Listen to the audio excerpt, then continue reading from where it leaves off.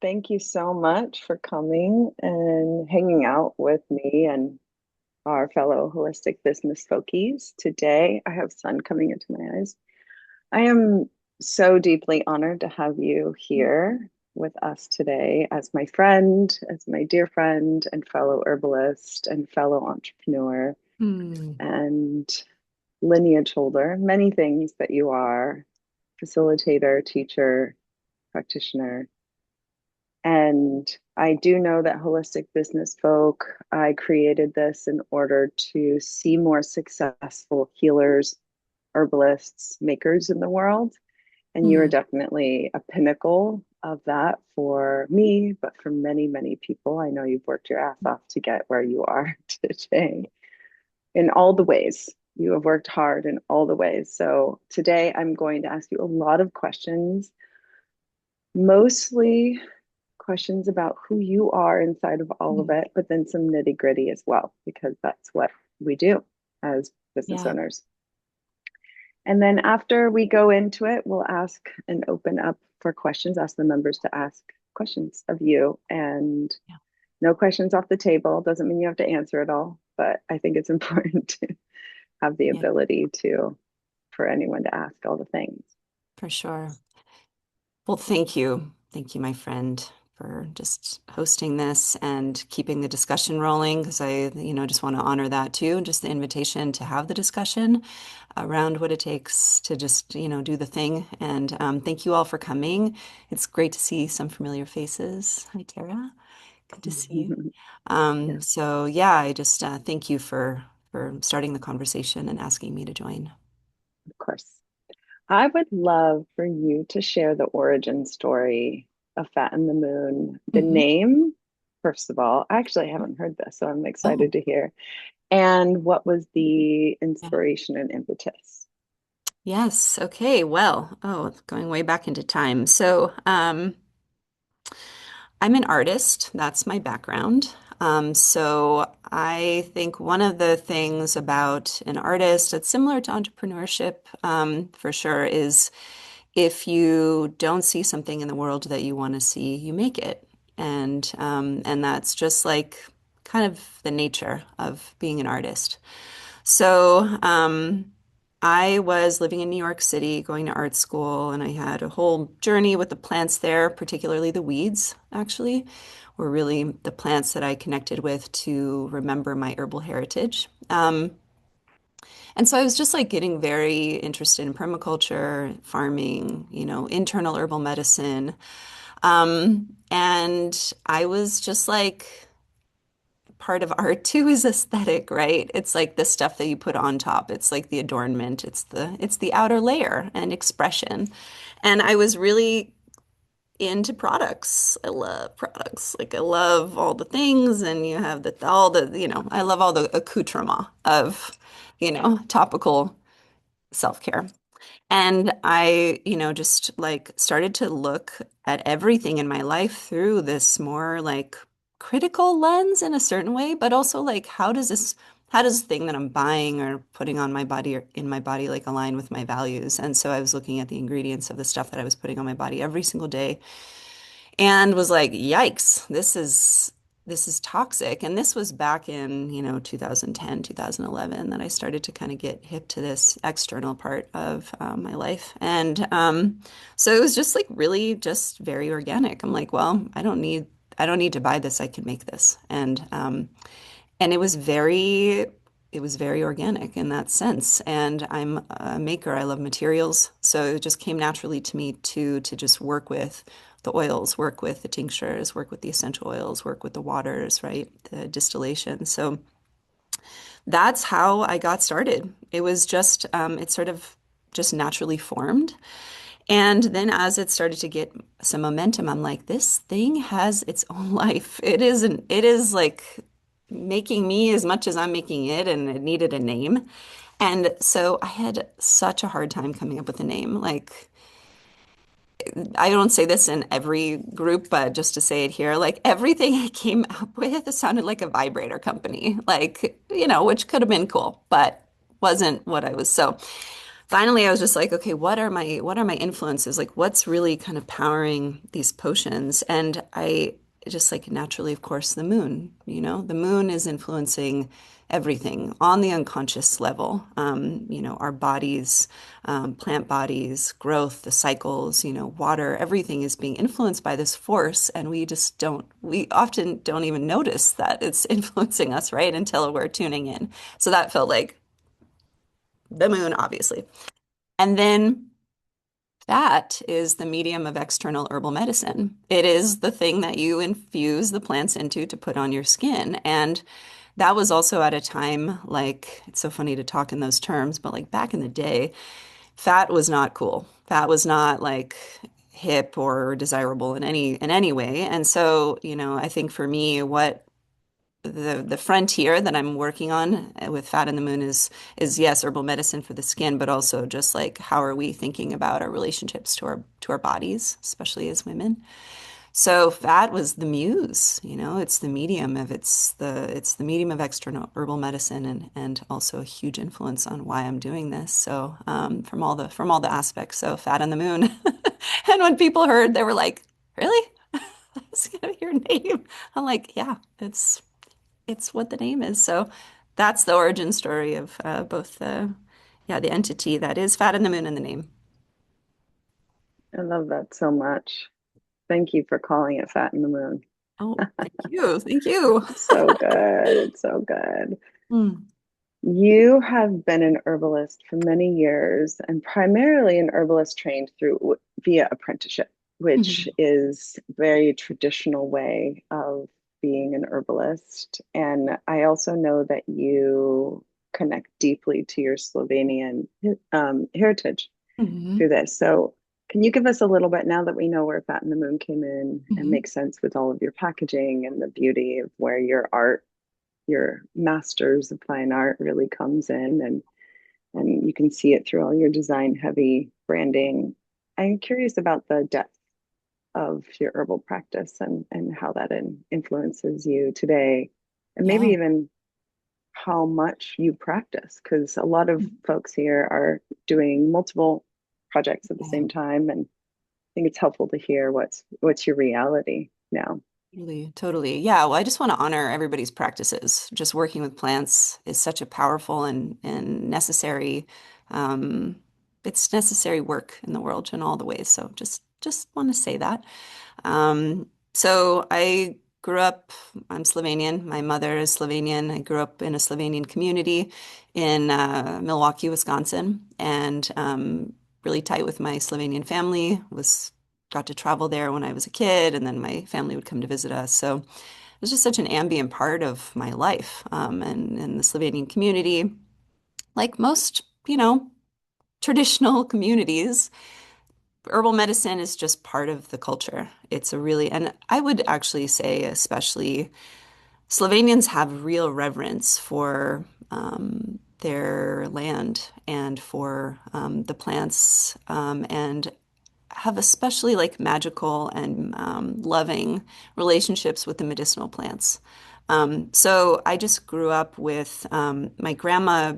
Just it's practical. You work with plants if you're not feeling well, and they're the plants. So it's just like easy. And so when I would go to my Slovenian family, they're like, this isn't anything special. It's just you just always have your teas. Like, why wouldn't you do that? And so that was more like again ambient in my upbringing, and in so many ways I took it for granted. And if all herbal medicine is part of every single one of our ancestry, you don't have to scrape the surface too much to see, like I'm sure all of your families, grandparents, aunties, great grandparents, it was there. It's only a very recent thing that we don't have that same kind of relationship with medicinal plants.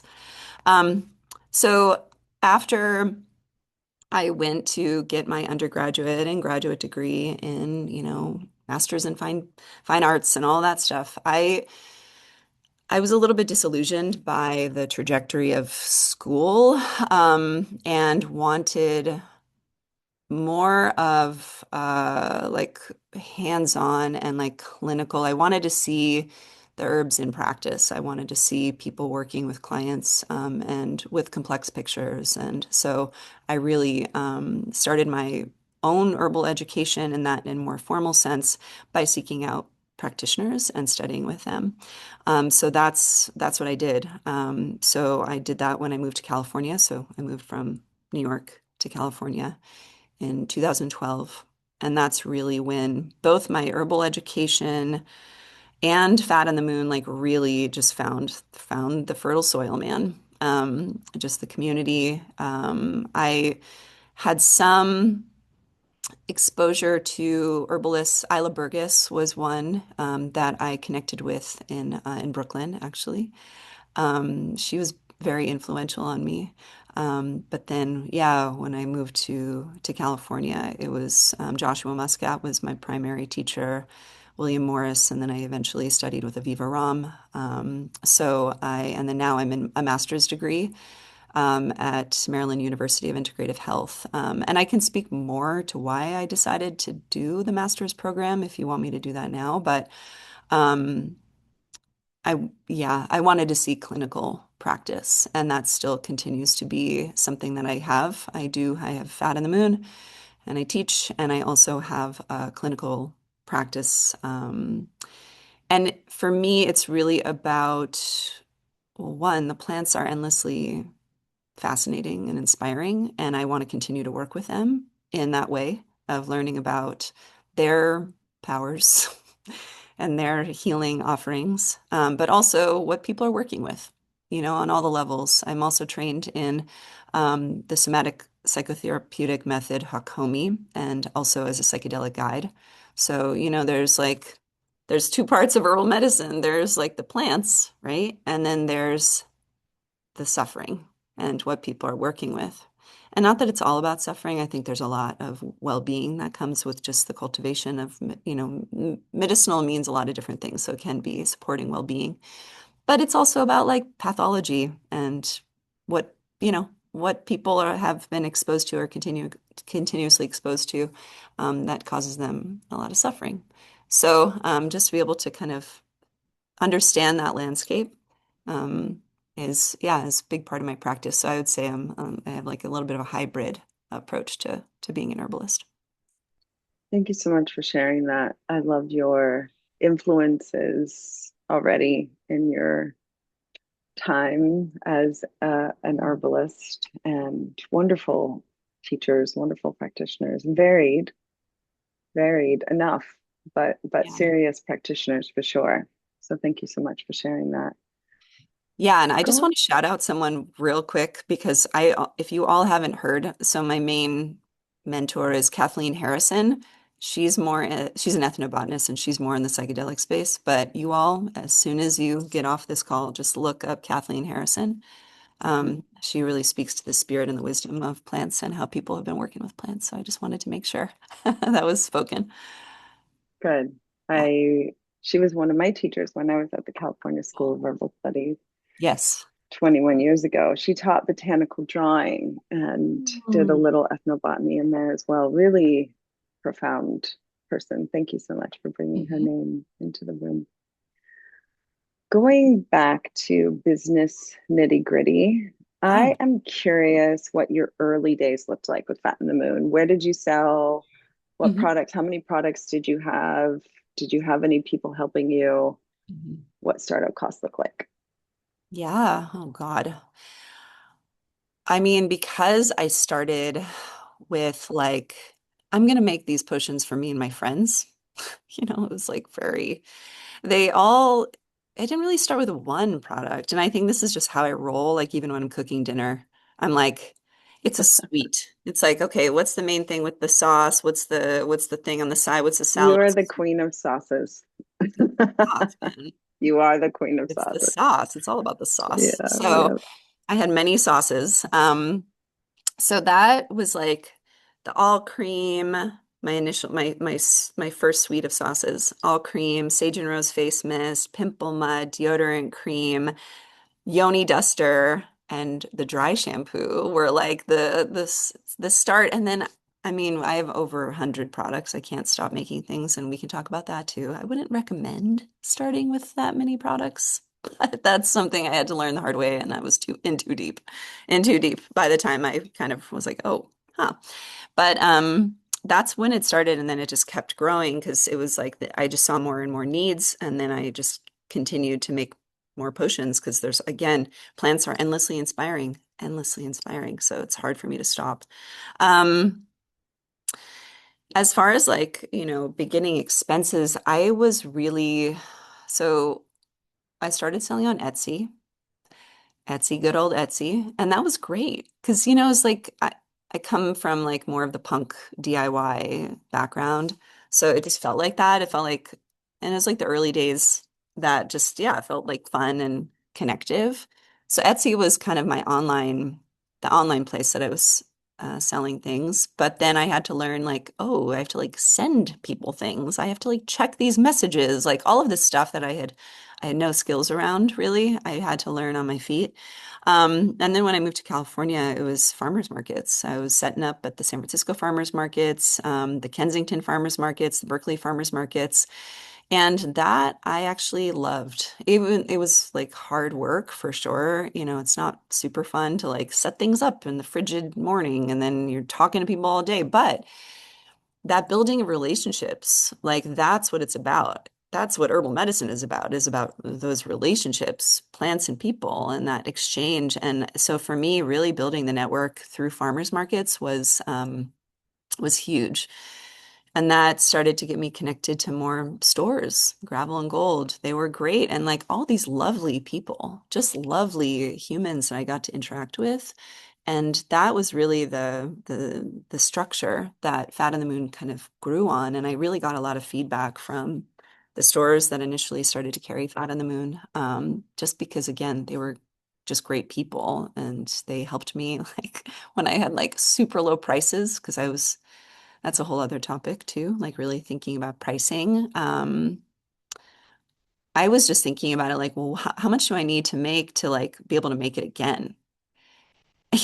Like really like not even thinking about like my time or anything like that. I was just wanting to make it as accessible as possible and be able to rebuy the materials.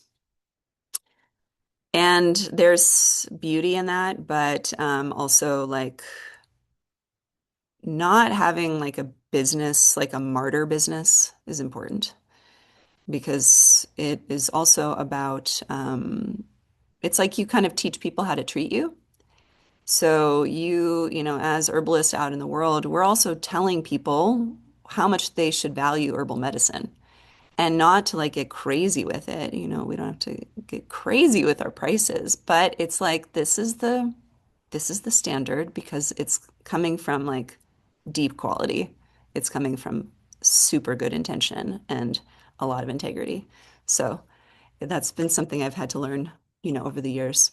Mm, I love that so much. I'm a big advocate for people pricing their stuff from the beginning exactly how they want to grow. So I do have a question with you about that. Did you always think of becoming a B2B company versus the D2C, or did that not, you didn't intend on selling to stores immediately? No, Hence, your prices weren't reflective of a exactly. wholesale price. I would Okay. definitely recommend that if you're thinking about having a product, you have to Yeah. think about what's the COGS, what's the profit margin if you're selling it for Mhm. 50%, That's not right. just your retail price, but your wholesale price. Thinking about it from those terms is super important. So Right. it sounds basic, but it's actually like, It's hard. yeah, yeah. It's hard to, I think what happens a lot with herbalists, and it sounds like I've gone through this, it sounds like you've gone through this, which is charging enough money Hmm. for the value and the time it takes because we don't choose crappy herbs. Hmm. We don't choose herbs that are not organic or regenerative. I don't think anyone on this in this membership or on this call would choose the cheapest herbs that they can Hmm. find. So how do you communicate that? For Fat in Yes. the Moon, I'm curious how you communicate value. Hmm. We're going to transition a little bit to branding and Yeah. what Fat in the Moon represents. But how Yeah. do you see yourself communicating value of what you I know you well enough to know you have deep-seated values for nature and the earth and the value of plants and the value of the growers, all of the sourcing ingredients. How do you communicate that? Pricing wise, one, and then packaging and copy and marketing. Totally. That's a big topic, but I think it's so critical. So not only do we have to kind of know our stuff as far as, the plants and, what people are working with, but we also have to be good storytellers. And I think this is where like market. So I think about marketing. It's like marketing is like the verb of market. Like we're actually talking about like what we're defining what the market is. So, when I initially started and I was like making my aloe lotion or my all cream, I was comparing those, like the prices for those things in my 2 ounce jars to what somebody would buy on like the shelf at Walgreens. And part of it is because, again, like that's how people are thinking about it. They're like, well, why would I buy yours if like I could just go and get like the big old 16 ouncers, like the 20% more, And they're different. They're pretty much totally different beasts. And like it's kind of like Spam and Velveeta. Like Spam and Velveeta should not be the standards for meat and cheese. You know what I mean? Like in terms of like the ingredients, in terms of shelf stability, all of it, you're like, that's not the standard. But then the responsibility comes of like, well, why? What's makes it different? And there's a lot of different ways to approach that question. And I feel like for me, there's like the laundry list of all, the differences in the actual efficacy, of a topical salve that has, calendula versus like this thing that's filled with like, fillers and water and alcohol and, parabens. And like there's obviously huge differences in terms of impact on the skin, efficacy. So there's that, but like sometimes people don't want to hear about that. They want to hear about like something that's a little bit quirkier, or a little bit funny, or you have to meet people where they're at. So like I think part of this is also really knowing who you're aiming for. Like what conversation do you want to be having over and over again? Like one of the conversations I found myself having with people, because this was also back in the day before like touching your armpits or deodorant in a jar was cool. So people were just like, whoa, you want me to touch my armpits, with like the deodorant cream in the jar? I was like, yes, I do. And here's why. And this is like why, like touching your armpits regularly is actually really good. And then also like, why don't you want to touch your armpits? What is this like? What is this like applicator telling us about our bodies? Like that we're dirty, that we shouldn't touch ourselves? Fuck that.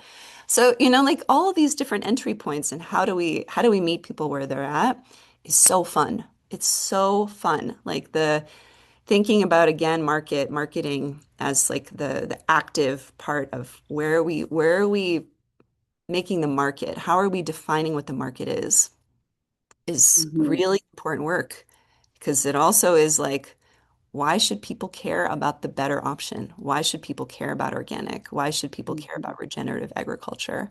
We have opportunities to talk about that in creative ways as herbalists.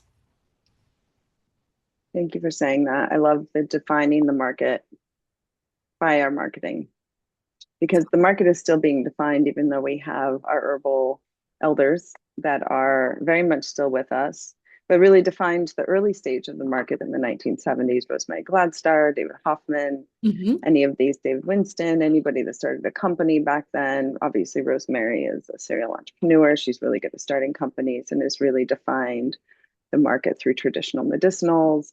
Ed Smith, our started Herb Farm. These are Hmm. these are now legacy companies. Now the question, I beg the question of really like where is herbalism going and how is it sustaining its Yes. growth or even redefining our values as herbal companies. And I think Hmm. it's a really beautiful, I like the way you're speaking about it a lot, especially for the new businesses starting. We don't have to be the price point of traditional medicinals or herb farm because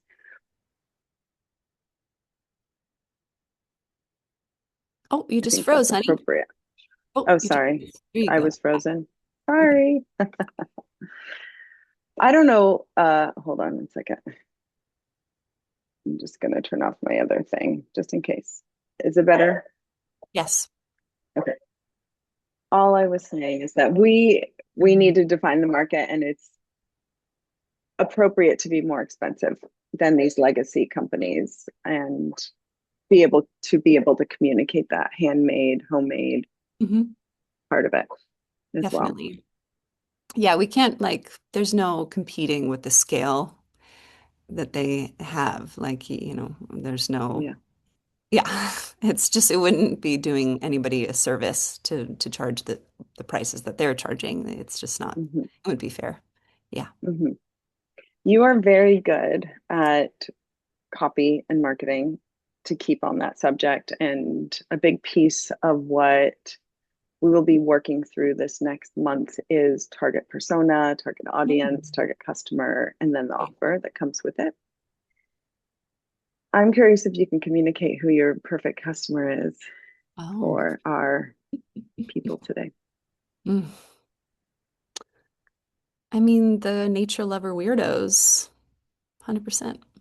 The people who are like just magical, um, the witches and the wizards, and also the like muggles that are, they think they're muggles, but they're actually witches and wizards. I like was total weirdo kiddo, and I think that the artists and the weirdos and the freaks, they're actually the ones who shape culture because they can't help but to be who they are. So there's plenty of people that are influenced by them, but initially it's a hard road.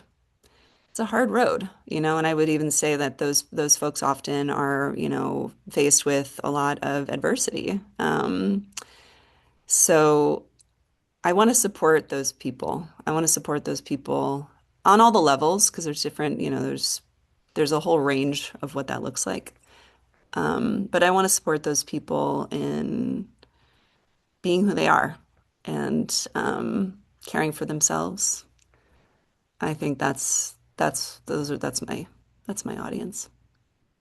Thank you for going into the psychographics of that person because I think often it's easy to get a business into a target audience and a persona to do the demographics, where they live, how much money they make, if they have kids or pets or not. But you really went into the why behind why Hmm. they're connecting to you and how you're communicating directly to them, which is vital for you to maintain your clarity around copy and Hmm. even just aesthetics on keeping that authenticity, which Yeah. I know is deeply you. Mm. And I think you've done that extremely well. I'll speak for everyone here, being a lover of your products.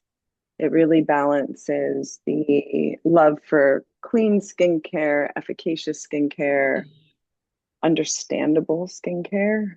And then Mm. it has this design heavy artist over, packaging, which is such a big, big, big piece of the experience. Mm. You've done Thank that you. so well. Thank you.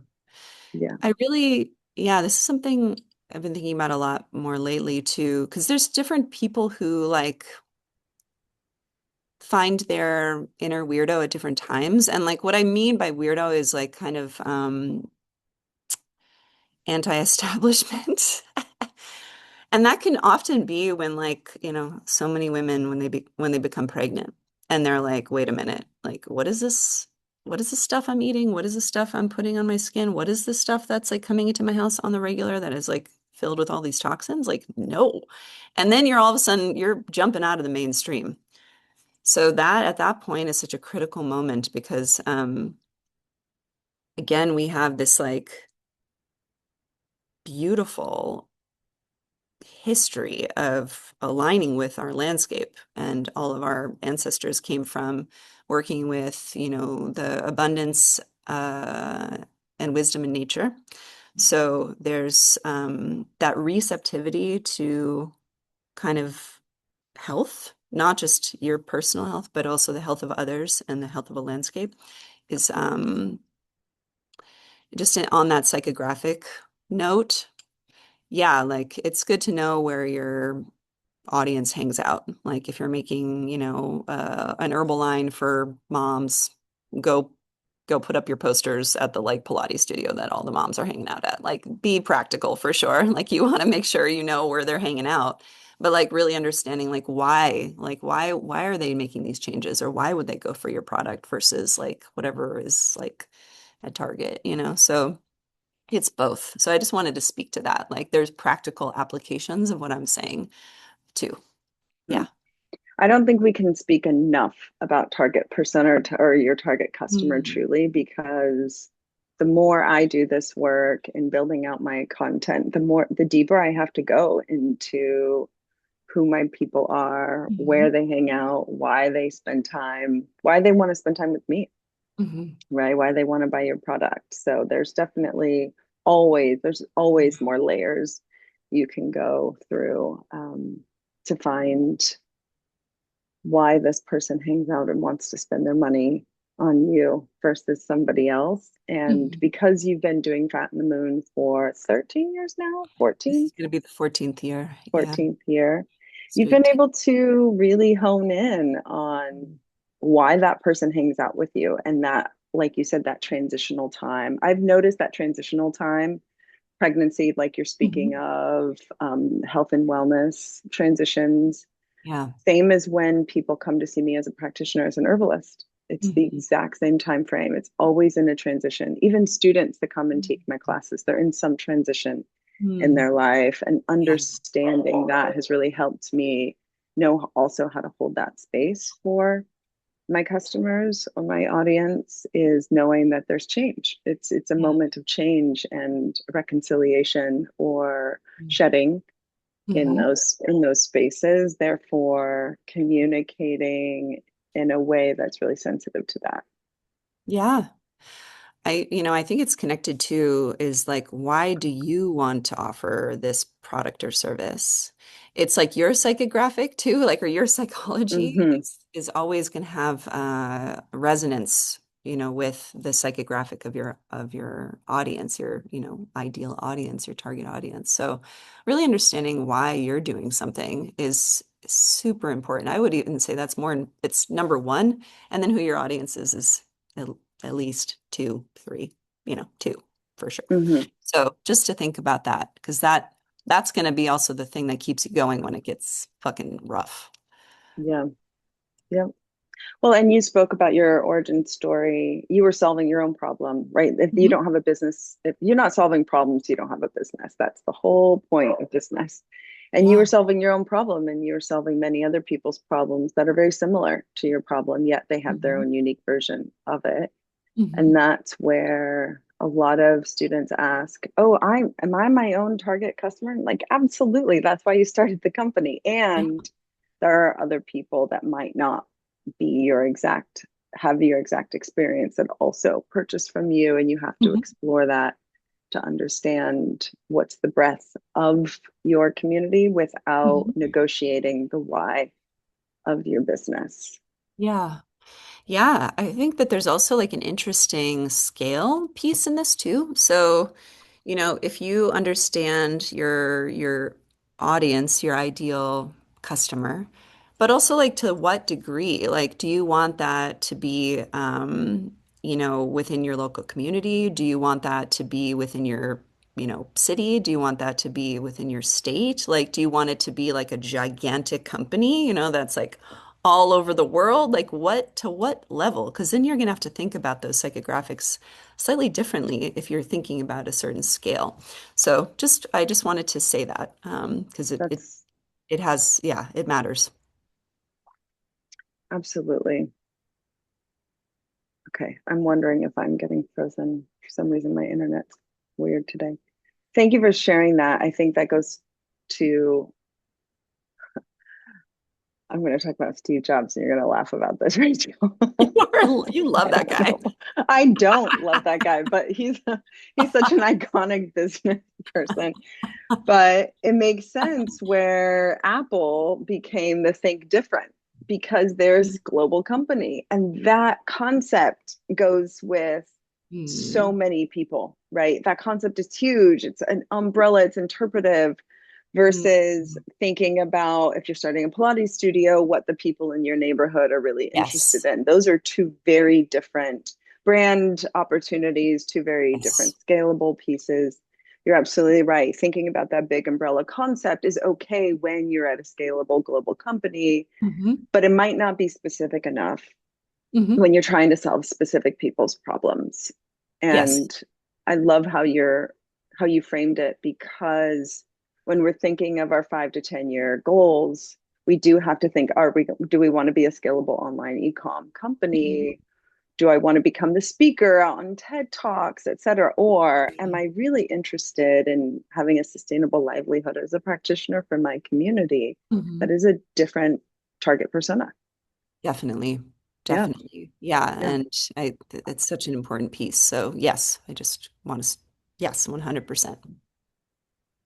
Tell us about a day in the life for Rachel Budde for when you're running your business. A lot of us are mothers here or caregivers of elders and pets and children Mhm. and community or practitioners where we're caring. So I know that you are deeply in the caregiving stage of your life as well. And Yeah. I would love to see what Yeah.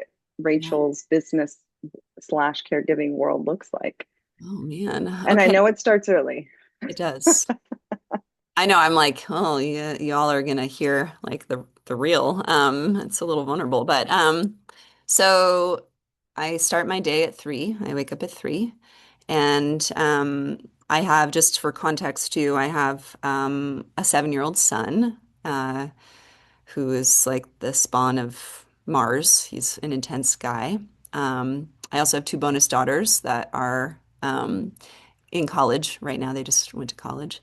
Um, so I wake up early to have some freaking time to myself that is not being like invaded upon by my kid, by my partner, by my employees. I love them all dearly, but I need that time. And I have my meditation practice. I write. I do a Neigong practice. So that time is sacred to me. I also walk my dog very early in the morning because I feel like also being able to go outside, and I live in a great place and I'm very lucky to be able to go out and be just in the woods. So that gives me a lot of strength and a lot of clarity. I need that time to just really process and kind of prepare myself. And then, yeah, I start my day around 8 o'clock. I come in and I have, so Fat on the Moon is in Nevada City. I have my office, which I'm in right now. And the manufacturing space we self-manufacture is downstairs. So the warehouse and everything is downstairs. So I'll spend, some time in the morning checking in with my team, either online or just in person, just kind of like meetings, a lot of meetings, so many meetings. Just to kind of, yeah, take the pulse. I have 21 employees, so yeah, there's just like all the needs, and then there's the operational support, the marketing, just like the HR, the taxes, the insurance, all of the things. So just want to say that that's an enormous, enormous part of what I do. It's not like I'm just mixing potions all day long. I mean, sometimes, but not, no. It's so much more about like maintaining relationships, making sure that shit's getting done. That's mostly what I do. And then, so I will kind of at the beginning of the week be pretty heavy in meetings, just emails, just, preparing for classes. But then I have my Thursdays and Fridays that are for seeing clients and also working on my classes and my writings and things like that. So, um, I have been over the years like, yeah, tried different techniques and tools around time management, and that is like a skill set that I've really had to like be developing consciously It doesn't again come so naturally to me. Now over the years, I love it. Like I love organization. I love being able to have more structure. But for me, it's really also finding that like what do I need to stay connected to inspire me, to give me the juice to be able to power all the things that I have going on? That I think is my new riddle. We have to stay inspired. Um, and if, I've definitely gone through periods where I was not inspired and it was really hard. Everything felt very hard. So then I end my day when I pick up my kid, 4:30, usually. Go pick him up and then the work really starts. That's when my job really starts, is when I pick him up and then I'm, doing cooking dinner and doing all the other stuff. So I hope that was like, was that clear? Oh, it's beautiful. I'm you're the person that wakes up the earliest of anyone I know, and I understand that is deeply sacred time for you, and your Yeah. dedication to your spiritual path is Mm. very clear, Mm. and you create that time for it. Yeah. It doesn't make me very much fun to go out with at night, though. So I don't go out at night, really. I'm boring in that way. My Not the social night life, owl. no. I like Yeah. matinees. Yes, yes, yes, yes, Always. yes. Well, it makes you fun in general, so don't worry about that. Appreciate that. Means a lot to me. I'm curious, what makes you want to create a new product these days? You Mm. have 100 and how many products do you have right now? 111, I think. It's a good 111 number. and That's a counting. solid number. 111. Still, yeah, it's still growing. Yeah. When you decide, I don't know if you are creating new products, but I am curious if Hmm. you are, sounds like you are. Yeah. What is it the same as when it was originally where you're like, I'm just going to make this thing and this is what I'm using for myself so it comes out in the world? Is that the same process now as it was from the beginning, at the beginning? No, it's not. I have to justify it more now. Hmm. And one of the things too is like, it's kind of like instead of like if you're making a meal, you're like, okay, what do I already have in my pantry? What do I have in my fridge? Instead of like, what's at the grocery store? What can I go buy to make this meal? It's like now for me is more like, okay, what plants do we already have? And that's easy actually, because there's like a particular plant that I'm like, oh, I could make like so many different potions from this particular plant, just given, the different needs of different people in my life, etc. But also like it when you're at a smaller scale, it's a little bit more casual to make another product because you're just already in the flow and maybe you're making 100 or something like that. Now I have to think about like how do I scale this? So if I want to make something, I have to think about like when my makers make it, what is the impact on their bodies? Like, are they going to have to pour it? Are they going to have to lift something heavy? Like, it's just a whole different cascade of considerations that I have to make. And then in some ways, though, it creates a great filter. Like, how can it be part of a flow in production? Because we freaking still hand make everything. Like, not that much different. There's not that much of a difference between how I was making things in my kitchen versus how we're doing them now. We just have like bigger pots and stuff. So, part of it is like as we get like a couple and machines, I mean, that means like something to fill the jar, not like a conveyor belt of automation. But so I think that that's a bigger piece to me is like how can I scale this? What's the packaging costs? All of those things that are like the not such fun part of the practical side. But as far as like why I want to make new things, there's so many inspirations around that. For me, like especially in our adornment line, is color, expression, thinking about like a different entry point for someone who, like might be using a product that's like mostly toxic that you find out there that either is mostly toxic in the ingredients or mostly toxic in the messaging. Like that feels to me like, oh, I want to offer something there. Or ingredients that are just really gnarly for the planet, like all the silicones and all the things that it's just like just gnarly. So I think that's a big part of the inspiration now too, is like how to offer alternatives. Um, and that's so juicy for me. So yeah, I think that would be how I think about it these days. That makes a lot of sense too, as you see makeup lines coming out with seasonal stuff all the time, and then you see skincare lines. They usually have their solid set. So I could see you thinking about your color side Hmm. and makeup side as being the place that you could add more to it more easily, I guess, or Hmm. easily. Yeah, That's great. definitely. That's great. I'm curious, going back a little bit, and then we'll open it up for questions. Hmm. What was the part of running a company as you were growing and as you were scaling that surprised you the most? Oh God. So many surprises, good ones and bad ones. A lot of bad ones. Hmm. Um, hmm, that surprised me the most. Oh, there's so many different ways I could answer that.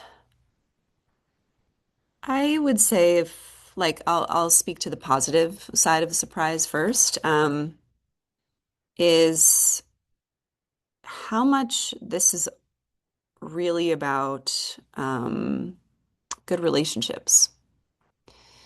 And that there's no like, yeah, there's definitely some companies, like there's a lot of luck involved. I would just say that. Like there's a lot more luck than people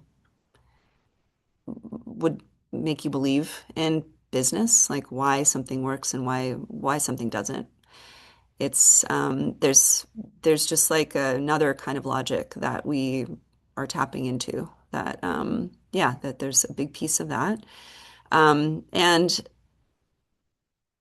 And that it's like, yeah, it's really about like those relationships that you have with like your first couple customers. There's like relationship that you have with like the first store that, sells your products. Like that's actually what makes a business strong. And if that's not part of what you're thinking about, I would definitely recommend that you do. And people ask me like, "Well, how did you grow them?" I'm like, "It's freaking relationships, man." Like if you're not willing to like get to know people and understand where they're at and hear their feedback and work with the difficult sides of them and all of that, then that's like it's you're gonna have just a different kind of road. Not to say that there's not companies who can just like go out there and like blast, like get a lot of money and like that's a path too. But I think I can just speak from my experience. Um, that's it's such a big part of how Fat in the Moon has grown.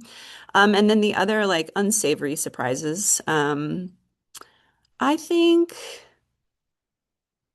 don't know if this is necessarily unsavory.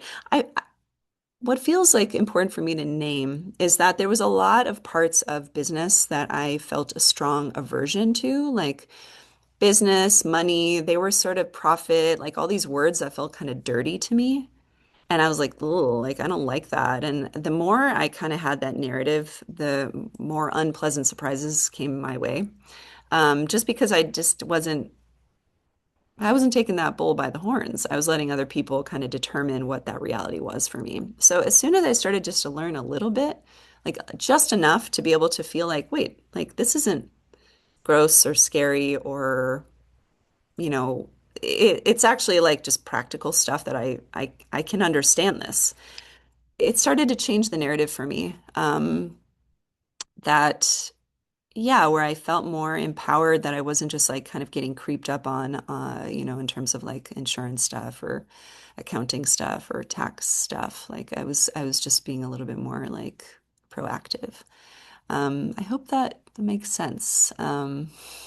It's really beautiful. Thank you for adding this positive and not so positive, or at least Yeah. awareness piece around what surprised you. I have to Mhm. second the relationships piece. I am learning that I learned that through Scarlet Sage through product relationships. I mean, we had over 300 different product lines there, Wow. and people would give us deals just to make sure the product lines were in there because they liked working with us so much. And that that means something. Relationships mean something, which means if people were challenging to work with, we didn't also carry their stuff. So it was this really a deep reciprocity in all the relationships. And now I'm finding with raising money for plant research and clinical research, it's all about being kind, being curious, Mhm. relationships first.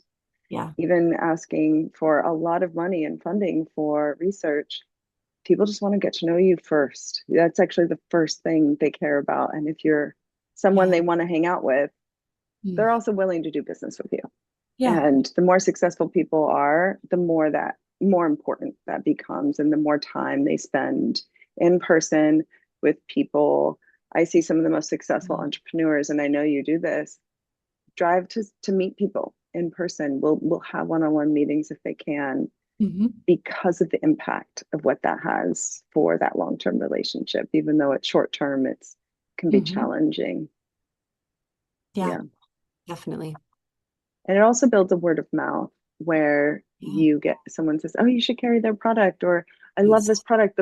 The person's so nice," whatever that is. Mhm. That word of mouth, that's unpaid marketing. That's the best kind of Yeah. marketing. When we have surveyed our customers, Hmm. this has been over many years. When we survey our customers, how did you find out about Fat in the Moon?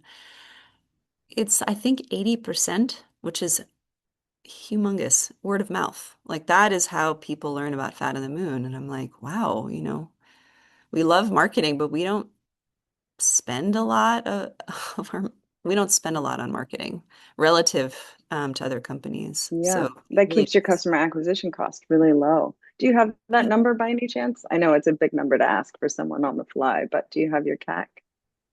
Uh, oh, I don't We know if can I we can have it talk right about that here. another Yeah, time. I don't I'll know if I get it. have it right here. We just did those calculations, but I don't have them memorized. Mm-hmm.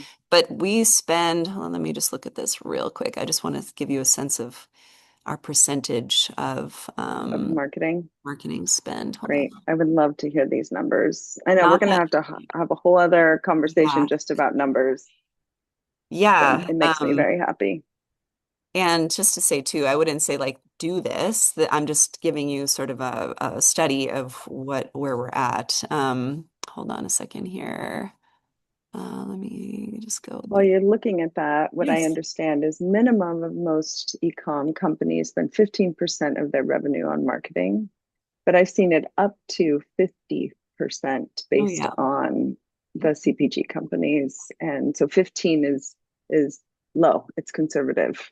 Yeah, I would say we're more like 5%, less than less Great. than 5%. Great. So not to say again, like that's not, I wouldn't say like that's the standard, that's how it should be. And but I think more it's a way to show how important relationships are. That's what I want to emphasize here. I Yeah. love that. Yeah. And I know people spend a lot on marketing from the beginning, and that actually has, we can talk about this another time, but that's Mhm. what's changed so much with social media is that it's a pay to play model now, a lot more than it Yeah. used to be. And Yes, people are definitely having to spend more on getting even just any post out there in the world. That's much harder it for is. people to engage. Yeah. It is. And yeah, when we again, like it was back in the day, like Instagram was just a different beast. Like it was just easier. And I Yeah. do want to just speak to that. Like it's harder. It's harder these days. But I think it kind of is an opportunity for us to go back to the grassroots. So, and that's the place that I think is the juiciest anyways. Yes, yes, yes. More in person, more high touch, more one-on-one experiences. Yeah. Going back to the farmers market that you Yeah, did so many years ago. totally. Great. Yeah. I would love, I mean, you and I could talk for 4 hours I about know. business and even go through spreadsheets and line items, but we'll have to pause on that. That's why I love you, Laura. That's why. Oh, I love you too. I'm just also going to second what you said about logistics and money because we'll be going over spreadsheets in a couple months Great. and numbers in a deep dive with this group. But I have found that when I teach this to my students, I get so excited about my spreadsheets because it was the most empowering thing that I learned for myself. Because it Mm, was like, I know what my business is doing now. Now I can play with it. Now I can learn. Now I can talk. I can talk to banks. I can talk to other fellow right. workers. I can I know how this runs. I can Mhm. understand every single literal cog and figurative cog in the Yeah. machine. And Yeah. when I learned my numbers, which was through a Goldman Sachs called Mhm. 10,000 Small Businesses that I did with them many years ago, I fired my bookkeeper after that and realized they didn't actually know what they were doing with my Mhm. business. They were managing the numbers by a different business model, and Yeah. they didn't actually understand product business and retail. And I redid the numbers, realized I was paying too much in taxes, and hired a new bookkeeper. But I was able to do that with deep awareness. But Mhm. I never thought myself as a numbers person at all until I Yeah. started just getting a little bit dirtier with my numbers personally. That's So, great. That's freaking awesome. Yeah. And I think, herbal medicine these days, it's so much about reclamation. And I think in that way too, like what it really causes us to look at the things that have, like, yeah, like have been historically pretty, we've been disempowered around finances in particular. yep, What a great yep. opportunity to reclaim that. So that's awesome. Mm, I love that. All right, I'm going to open it up to the community. Thank you so much, Okay. Rachel, Thank for you. talking with me. I know Edie put a question in the chat. So, Edie, would you like to just unmute and ask Rachel yourself? Because I'm sure she's not looking at the chat right now. Oh, and I apologize for the early send. Hi, That's okay. Rachel. Okay, hi, nice to see you. Edie, There you we go. are muted. Okay, Yeah, I there know. we go. Got it. Okay. No, but I couldn't see the little red button. If it's lit up, I can't. No one can hear me. Um. Anyway, my first question is that what do you wish you had understood before launching, and then what would you focus on if you were starting today? Like, what would you do differently, or what sort of yeah, what would you be? It's like the 2020 hindsight that we all like to benefit Oh, from. You know. yeah, good questions. I feel like actually I would probably get a better handle on my books, just what Laura said, just to understand, like map it out a little bit more. And I think probably start with less products. And kind of have a slower build in that way. I was just very eager. I was a very eager beaver then. So that would probably be the two things. And also like to understand my sources, like really understand where my ingredients were coming from, like deeply. Um, that I think it's a lot easier to do that now in a certain way. Like there are great companies and you can really learn, what your stuff is made of. But just to really like get that part of it. And I did then, but it was less, I'm so much more invested in that now, I guess I would say. I ask one additional question, and then I apologize. Is that you're talking about knowing your sources? Is Mhm. there an opportunity for, say, as one of the things I'm really interested in is bringing back plants to a natural habitat where they're not as prevalent, where they really need to be in their homes.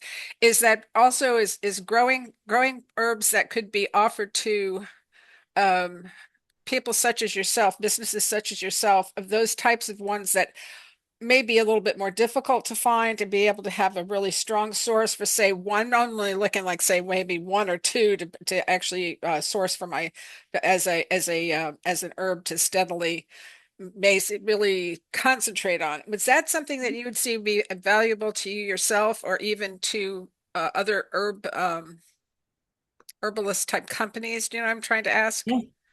Okay, sorry. Yes. And there's like cool work being done because there's a lot. So I think I'm just going to speak to this a little bit. I could go off on a tangent, but I won't. Farming is hard.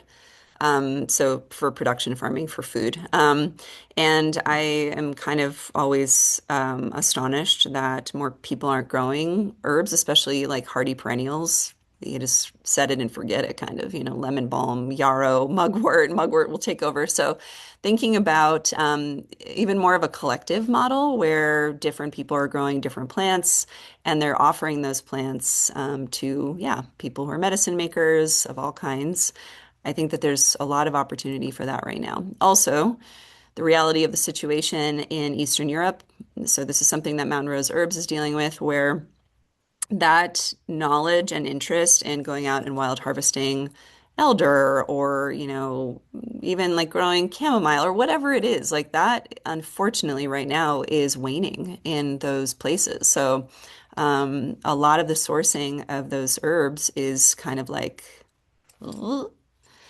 So to know that, that's kind of what I mean. If you know what's going on as far as sourcing, you can be a little bit ahead of the curve of what might be something you could be offering that you could easily grow yourself. So this is a whole global economy that I think as herbalists in the United States, it's really important to sort of understand and take the pulse of. So yeah, I think there's movement in that direction.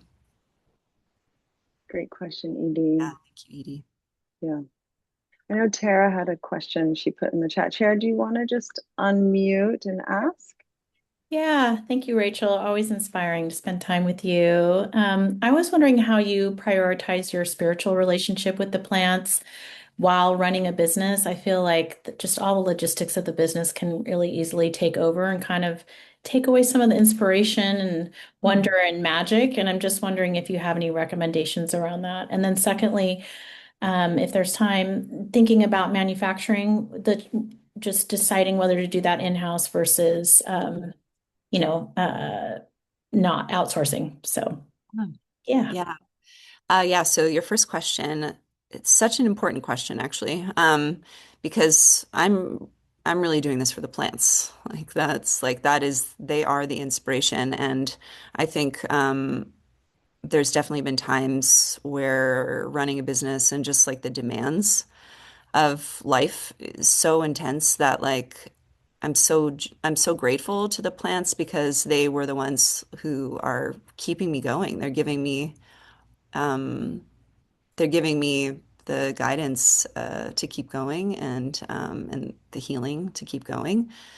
So in a way, it's like any spiritual practice, I guess. It's like it's really important to develop, but part of it is like if you develop it, there's going to be points along the way that you're going to stumble and there's going to be like, am I on the right path, But I think that that spiritual sort of connection is also really there for you, even when you think that you're off the path. It's like right there because you've cultivated it and it helps you kind of remember who you are, remember the path that you're on.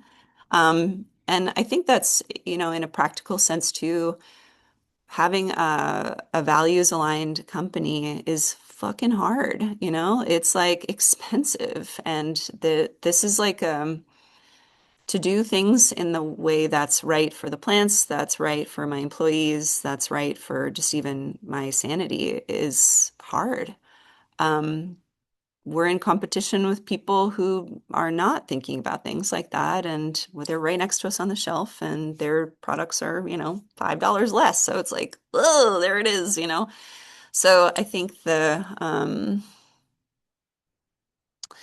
yeah, that there's a piece in that is also the work. It's like we have to come back. It's not always easy to kind of follow the path that we're on in a spiritual sense, but it's sort of like the importance of it is not just in words, it's also in actions. So I hope that answered your question. As far as manufacturing, we self-manufacture because that has been how, again, that's like can be definitely a more expensive looking choice. But for me, it's also the one that keeps the highest quality and the most connection to the potions and to the process. It's not for everyone. There's definitely like co-manufacturing facilities, like, yeah. And also if you're in a situation where you don't have the space, because it's a lot to like have a space and pay for that and, pay for somebody to help you. Like, I get that. So it's going to be to what you need, what your life allows. But I'm just a maker, man. Like I don't want that part of it is such an important part to me. So I just can't imagine not doing that. That's not the case for everyone. So, yeah, did that answer your question? No, it does. Thank you. Okay, Made cool. it. Yeah, thanks. Yeah, thank you. And there's more to learn if you're going to self-manufacture. You need to know the GMP standards. You need to be, registering with MOCRA. Like it's definitely, again, like a particular road. Yeah, I often say if you are someone that wants to run a manufacturing facility, then you're definitely in the right space if you're a product maker. You oh have yeah, to know that that's what that looks like. And you're in an office above your facility. It is the reality of scaling a product company. totally. It's Yeah. like warehouse love, like the shipping zone and the shredder and all the stuff. It's a lot of stuff that you have to manage. Yeah. Yeah. It's beautiful. We have a question from Brittany. Brittany, would you like to share? Would you like me to share? I know she has a baby. There we are. Great. Hi, I'll hop on for a moment. I am doing baby care over here. Oh, Hi. hi. My question is, so I resonated with what you said about not really knowing how to charge for your products in the beginning and having like other people having to intervene and Yeah. help you correct that. And I'm just wondering how you knew when you hit the right price point. That's a good question. I'm very intuitive around that stuff, and it's hard to explain in a certain way, but there's just a vibe. Like I'm like, that's the right price. It feels like it hits all the things. So there's like the spreadsheet that gives the cogs, especially if I'm going to sell it, especially if I'm going to be deducting. That's the distribution fee. That's the broker fee. Like da da da da. Da. So I need to think about things in a really practical sense, just to be able to, keep my employees paid and all that stuff. So there's a lot more that I have to consider in that way. But there's also just like from the perspective of like, this is the price that feels right for the value that I'm expressing with this particular product. And the truth too is like in part of this story of like how we marketing as like we define the market, somebody who's using like a little dab of all cream, you just need a little dab, and that is going to blow that 16-ounce, 20% more product out of the water. Like, that is not even like they're not on the same planet. All you need is a little bit. It's so much value. Like, you're actually getting more value from a smaller, intentionally made, super high quality product. So, there's that too. So, I would say I do both. I work with both, and then you can just feel when it's right. Thank you so much. How much of that, just to add to that question, how much of it is market rate as well? And you do your comparables when you're pricing? Like, do you look at Evan Healy? Do you look at, you don't look at anybody? Unfortunately, I probably should because Evan Healing, I'm like, damn, you all are like that good for you. We I sold should their be stuff doing like that. crazy. I know. People love their products. Yeah. Because I'm from the Midwest. So I think about my aunties. This is the other part of the logic of pricing is like I think about my aunties going into the store, middle class, solid Midwesterners. Would they would they be able to afford this? And Hmm. there's again, pros and cons to that. Like, I think for the most part, especially because of how high quality our products are, we should probably be raising our prices. And we've had to do that just because of all the things, the ways that I want to, Hmm. run and build a company that is a model for other companies.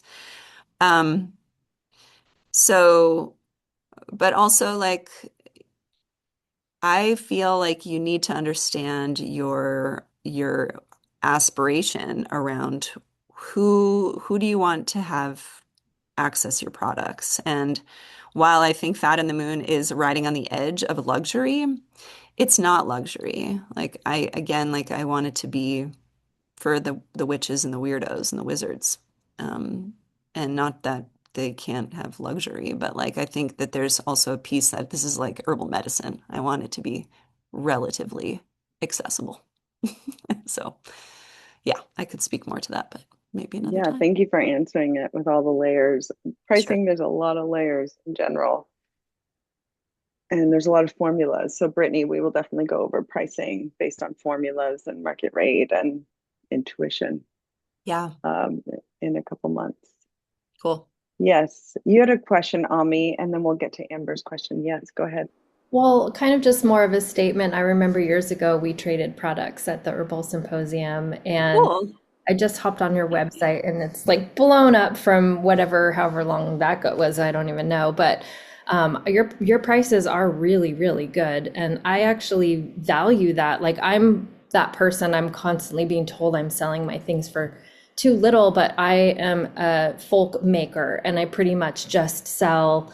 I don't really have any overhead, and I do want to put those herbs in the hands of the people that need them. And so I just actually really wanted to commend you on that. Like, I really appreciate, like, I'm going to put in a huge order right after this because it's so affordable and your products are lovely. And I think you've hit a really sweet spot. If you're, obviously succeeding, that's really great. I feel like you're inspiring me on the level that like you don't have to take advantage of people financially to do the good work. So thank you. Thank you, Ami. I really appreciate that. Thank you. Yeah, and I think, this is also the skills of our ancestors to like figure out how to do something more efficiently. So, if you don't have a lot of overhead, great, great. And there's also a beauty if you can make things on your own, if you can make it in an efficient way, you don't have a lot of overhead. Fuck yeah, like make it available. People will like love you for that. And I think it's the riddle for me is also like, yeah, where can we just it's both for my employees, like in terms of the wear and tear on their body, like pouring, salve after salve, it's not good for them. How can we be more efficient so we can continue to have like increase the quality of our products, have great quality plants and oils and waxes, but just make more at the same time? Like there's all different ways to kind of recalibrate and tweak things. So yeah, I appreciate that. And yeah, thank you. Thank you.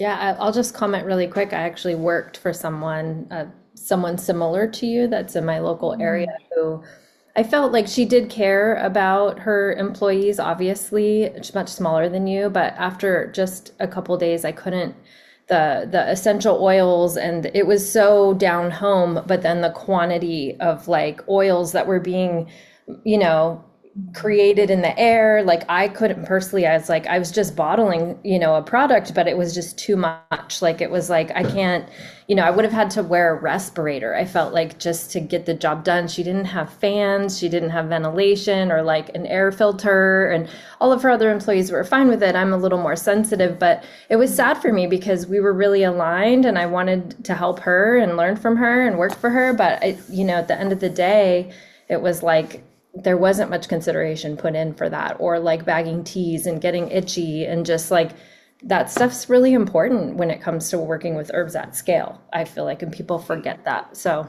Yeah, I appreciate that. Yeah. And also just to say, like, I have to give so many props to my employees. They have been like primarily the ones who have evolved Fat in the Moon and evolved Fat in the Moon's production. And I have one of my employees, Ginny, has been with me for since I moved to Nevada City. So that's like 11 years. She is such a powerhouse. She's in her 70s. I think she's 74.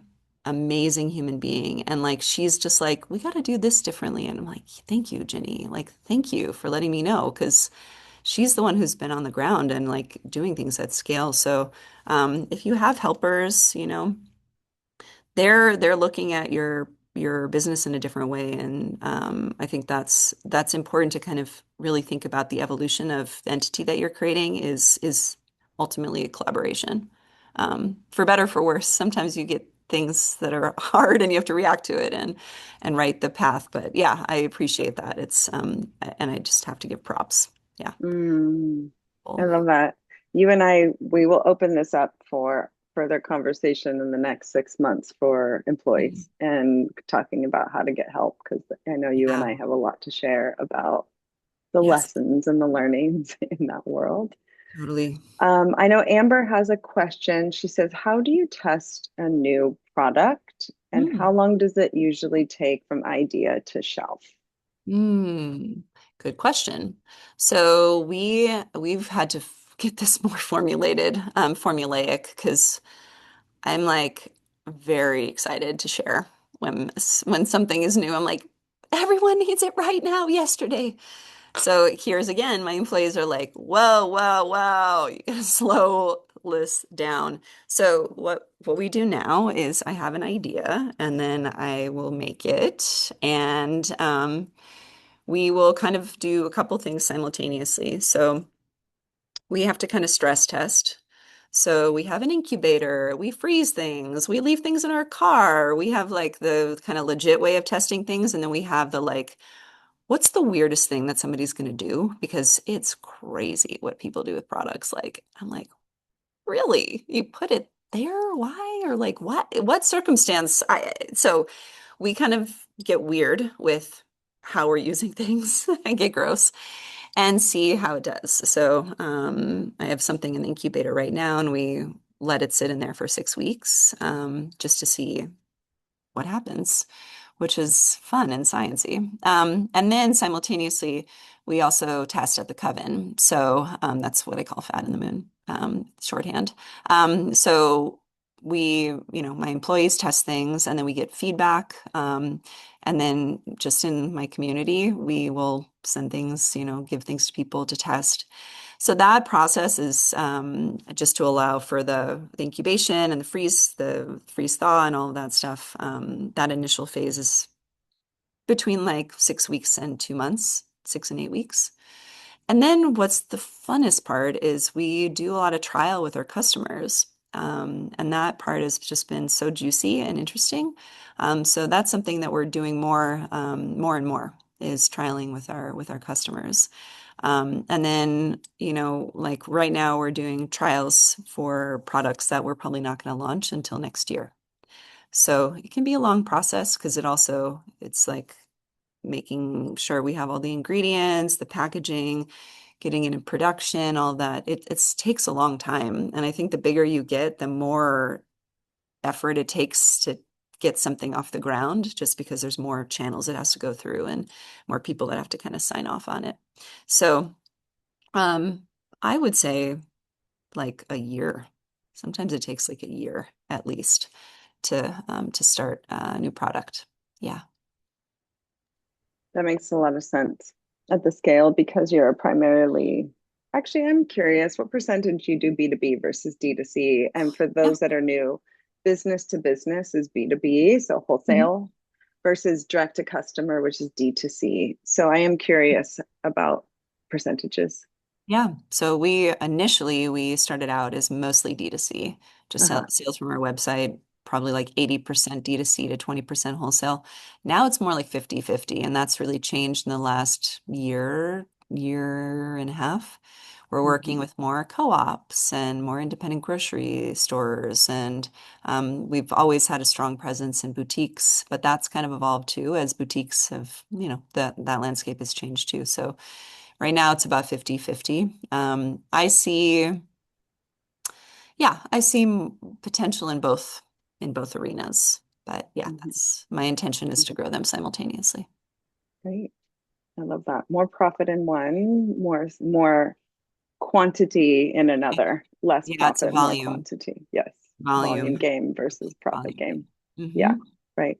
Yeah. And for those of you thinking about starting a product line, highly recommend deciding if you want to be primarily D2C or B2B, at least for the first stage of your launching your product line, because it does change how you market yourself, who you're talking to. You're talking to buyers versus Mhm. people, buyers of companies or co-ops, etc. When you're putting copy out versus individuals who you're selling your product to. It's very Mhm. similar, but it does change Yeah. the way you're looking at your business. Yeah, for sure. And also your packaging. That's something we learned because with D2C, when people go on your website, they can learn a lot. And so now when something is in the store, it's like you only have 2 seconds to tell them a lot of information. So like how you think about like what's the hierarchy of information? That's all, yeah. So there's again, it comes back to sort of aesthetic choices, but also like what's the main message that you're trying to get across. So they all relate, but yeah, I think yes, that's what I'll say about that. Mm. That's really good. We've been having some labeling chats in our group lately, so it's on point. Cool. On point. Labeling is a big question, especially the difference between internal and external. And you're all external products. Mhm. Are you considering internal at some point, or is that just off the table altogether? Uh, Internal products are a little bit more complicated as far as how we would be able to make them. Right now, I think I'm just going to be focusing on external products Mhm. just because of the ease of being able to do that at this point. It is And more easeful. there's so many other like please, you all make the internal like there's great people who are making internal stuff like I'm fine with that. There's I don't need to do that. Love that. I love that. What other questions? We have about 6 more minutes with Rachel. Thank you so much for your time. Any My more pleasure. questions from the group? Because I can always ask a question. Thanks. Complete. Like everyone's quiet. I'm curious about, for you, Rachel, what's the thing that you feel, actually, this is two-part question, the thing that you feel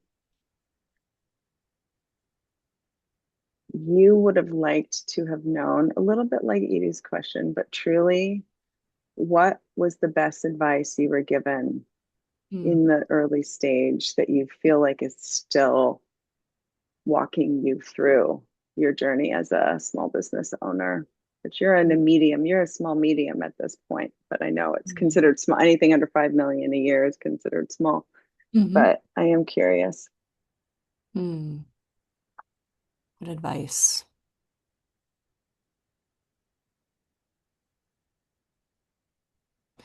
I think to really continuously think about the quality of your products. Like really that's what people are interested in. Like all the other stuff is really fun and, but it has to be it has to be a good product.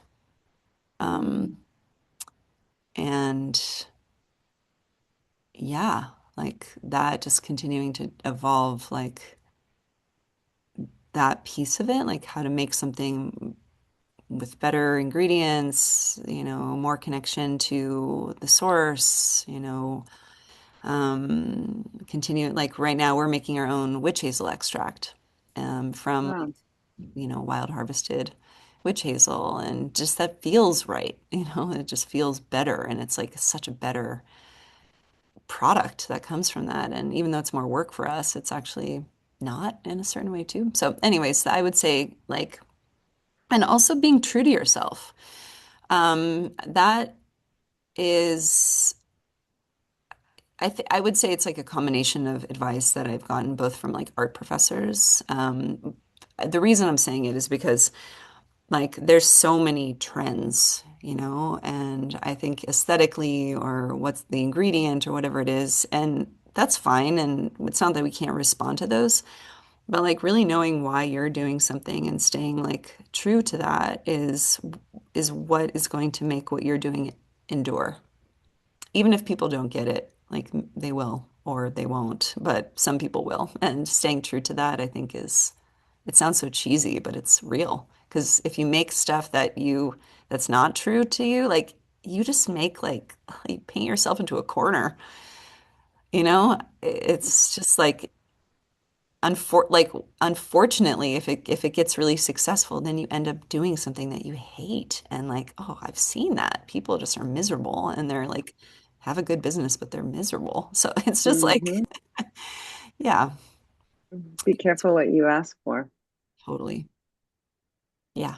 I think I know this, people can sniff out inauthenticity very quickly. And I don't think sometimes we give people enough credit in that regard, where you have so much of that with Fat in the Moon. You have so much deep integrity with who you are is infused in every single ounce of your company and using your products, looking at your packaging, looking at your website, looking at your copy and your social media and your marketing. It's all in there. I see you You. deeply in there. And the more I get to know you, the more I see you in there. So Mhm. you're a really beautiful example of, I think, listening to your higher self, being your true, authentic self, and not trying to copycat someone else's work.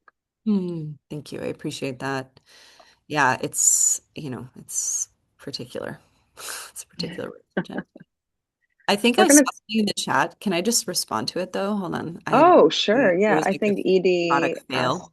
a question. Okay, Amber asked a question. Has a product failed? Yeah, please. Yeah. Oh yeah. So here's the other thing too, is like I think as we offer different things in the world that like, the precedent is like spam and Velveeta, like as far as shelf stability and all that stuff. Like if you're offering something different, be prepared. That shit sometimes does not work out because people are having expectations about a product that are coming from like a really different mentality of how long products should last, or mostly around that actually. So I've had to pull back some products because they weren't able to like meet the expectation around like the like products. And we still struggle with that. The silicones are such a good example, especially for makeup. I think makeup is where people are a little bit more wiggly with their values around ingredients because they want that shit to work. So like silicone is a really amazing substance because it's like oil, but it's not because it's like plastic and it's sitting on top of your skin. So if you actually have a plant oil, it's going to be greasier. It's just because it's a different substance. So like always having to kind of like work with what the expectation is because you don't want to do a disservice to the plants by putting out some bullshit that doesn't work.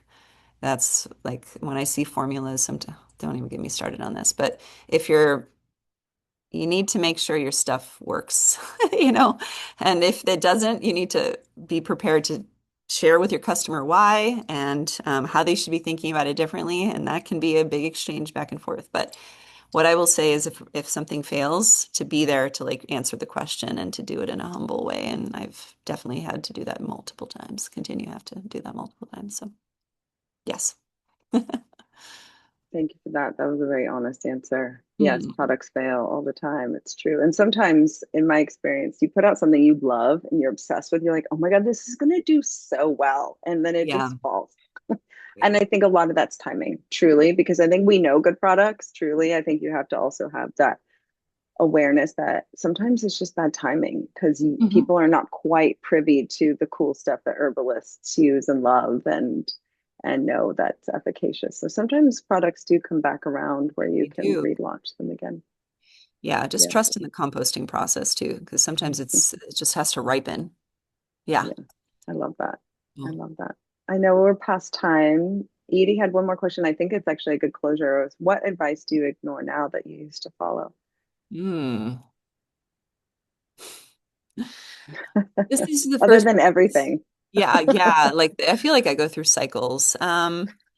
This People love to give you advice who've never had a business. And I'm just like, Yes, yes, yes, yes. sorry, but like unless you have owned and operated, don't, please. I appreciate it, but like you don't, and you know your business better than anyone else does. I also like, and this maybe you all haven't heard this as much, but like this, like you should be working on your business, not in your business. I'm like, sometimes you need to work in your business to work on your business. And so these like one-liners, question those, because it's just easy to say, and people want to give you advice because it makes them feel it makes them feel good. Thank you for Um, saying that so much. Thank you for saying that so much because I cool. have had all of those things and I have my business some of the biggest failures in my business life have been based on listening to advice of people that are generally financially very wealthy and very well to do but have never owned operated a Yeah, business before. yeah, And I held their opinion much mm, higher than mine. yeah, I yeah, have. Yes. yeah. I only talk to people. I only hire people who have been operators, who know the nitty-gritty of what it's actually like on the ground, because they get it too. They're not going to give you some bullshit answers. They understand. So Which that's is what why we're bringing you in here today to I answer all the questions because you've been through all the stages where a lot of people want to get to in 14 years. And Mm, so thank you so much for being who you are and being so honest and so authentic and real and connected and spiritual and clear about why you're here on the planet and why Fat in the Moon exists. So thank you so much for being a good example of good business in so many ways and just being a good human. So Thank you, I love you friend. I so much. appreciate that. I love you so much. And thank you all so much for your time and attention. It's the most precious thing that you have. So thank you for sharing it with me. I really appreciate that. Okay, Jill, thank you. Take Okay. care, everyone. Thank you Take guys care, for everyone. Best of luck. coming. Thank you Okay. so much. Okay.